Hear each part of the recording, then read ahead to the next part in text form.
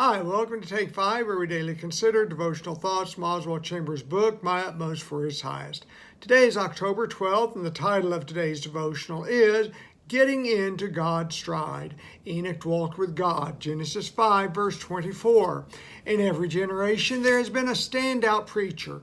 The one of which most people are familiar was Billy Graham, but before him was Charles Finney and Spurgeon and so on. One man who stood out as God's mouthpiece.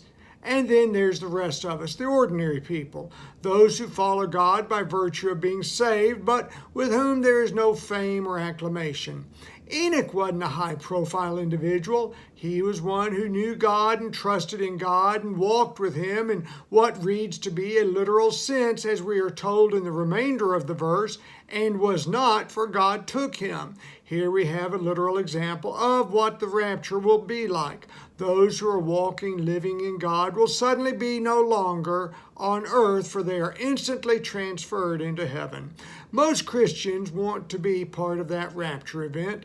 No one knows when it will occur. However, all of us can and are supposed to be as Enoch and walk with God. In today's devotional, Dr. Chambers discusses what it means to walk with God. To begin with, the true test of a person's spiritual life and character is not what he does in the extraordinary moments of life, but what he does during the ordinary times when there is nothing tremendous or exciting happening. A person's worth is revealed in his attitude toward the ordinary things of life when he is not under the spotlight. See John chapters 1 and 3. The two verses cited are opposites, the first being of the time when Jesus had no notoriety, and the second when John the Baptist pointed out that he must decrease as Christ increased. Even in the ordinary times of life, which refers to most all of us, all of the time, we must learn how to walk with God. O.C. says it is painful to get into step with God and to keep pace with Him. It means getting your second wind spiritually. So I ask you to give consideration if you are walking with God.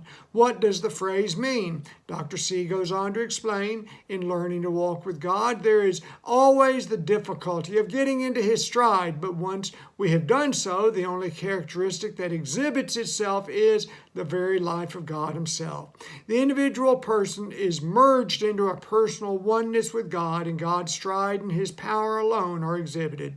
The person who walks with God exhibits the characteristics of God and little else other than that. Do you consider yourself as a model of God? Would others say that of you? Chambers points out that it is difficult to get into stride with God because as soon as we start walking with Him, we find that His pace has surpassed us before we even take 3 steps.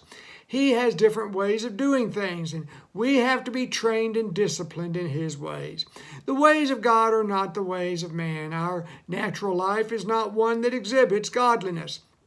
O.C. quotes Isaiah, "It is said of Jesus, He will not fail nor be discouraged," because He never worked from His own individual standpoint, but always worked from the standpoint of His Father. Stop and consider this prophecy concerning Christ. He never failed, nor was He discouraged.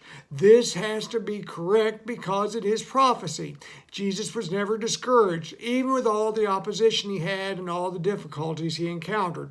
Why was this? He walked with God. He had utter confidence in God. He never worried. He never feared. He had no doubts in God. Chambers says, and we must learn to do the same. Spiritual truth is learned through the atmosphere that surrounds us, not through intellectual reasoning. Pause again. Intellectual reasoning is of this world. It cannot contain who Christ is and what He did due to that being beyond natural understanding. We must learn to live beyond the world of the natural. As O.C. says, it is God's Spirit that changes the atmosphere of our way of looking at things, and then things begin to be possible which before were not, or which were impossible. Getting into God's stride means nothing less than oneness with Him. It takes a long time to get there, but keep at it. Don't give up because the pain is intense right now. Get on with it, and before long you will find that you have a new vision and a new purpose. Thanks for being here today. And now may God's grace and peace be ours as we seek to live our utmost for His highest. Have a great day. We'll see you tomorrow. Bye now.